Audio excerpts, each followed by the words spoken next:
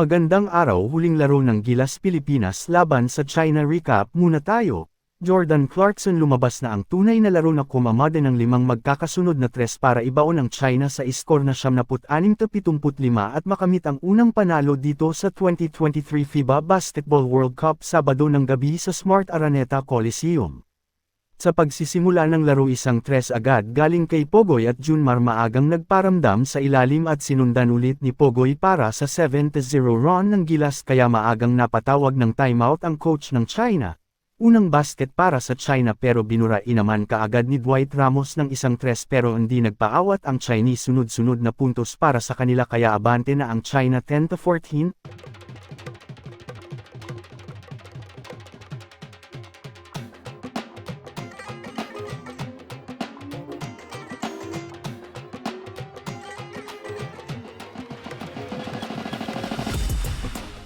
Clarkson sumagot naman kaagad at sinundan pa ng isang follow-up dunk ni Kai Sotto.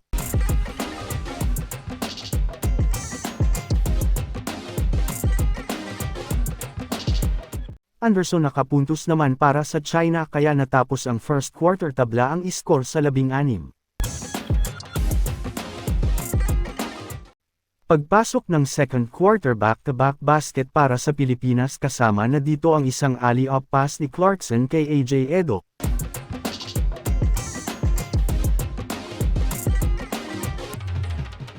Labanan ng mga higanti sa ilalim hirap si Kai, Renz Abando nakaagaw ng bola para sa isang two-handed dunk.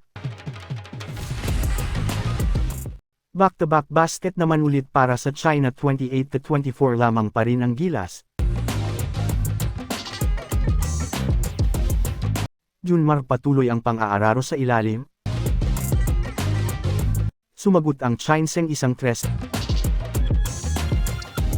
Pero kay Sotto binitbitan lang ang mga kalaban sinundan pa ng layup para kay Pogoy.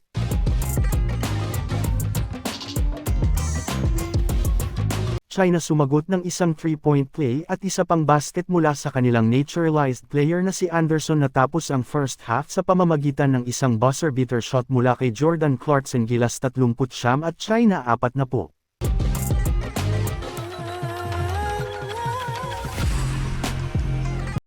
Third quarter back-to-back basket para sa China ngunit binura naman ito agad Clarkson.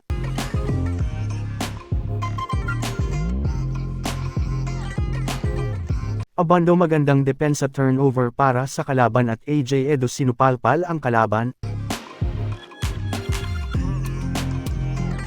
Gilas umiskor mula kay birthday boy Dwight Ramos. China umiskor ulit na binura naman agad ni Clarkson tabla ang score 48 all. Dwight Ramos sinupalpal ang kalaban. Renz Abando corner 3 basket. Jordan Clarkson nagiinit na basket ulit. China ayaw magpaiwan Jordan Clarkson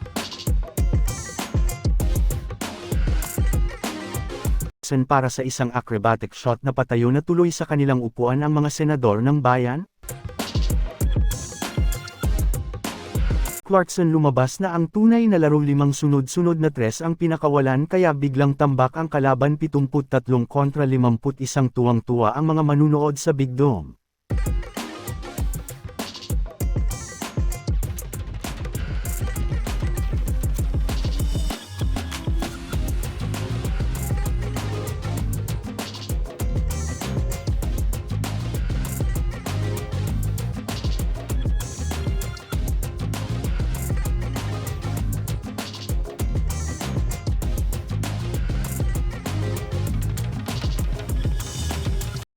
Fourth and final quarter Anderson tinapyasan ang lamang ng Gilas, pero sinagot naman niya ni Junmar basket. Anderson gustong buhatin ang China pero wala sila nagawa sa bilis at liksi ni Abando. China sumagot ng isang corner 3.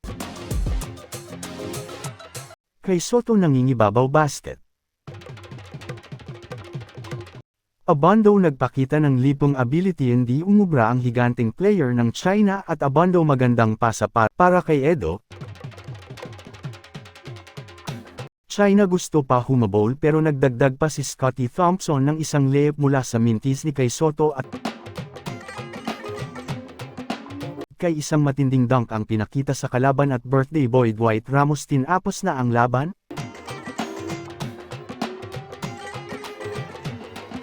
Ito ang kauna-unahang panalo ng Gilas noong FIBA 2023.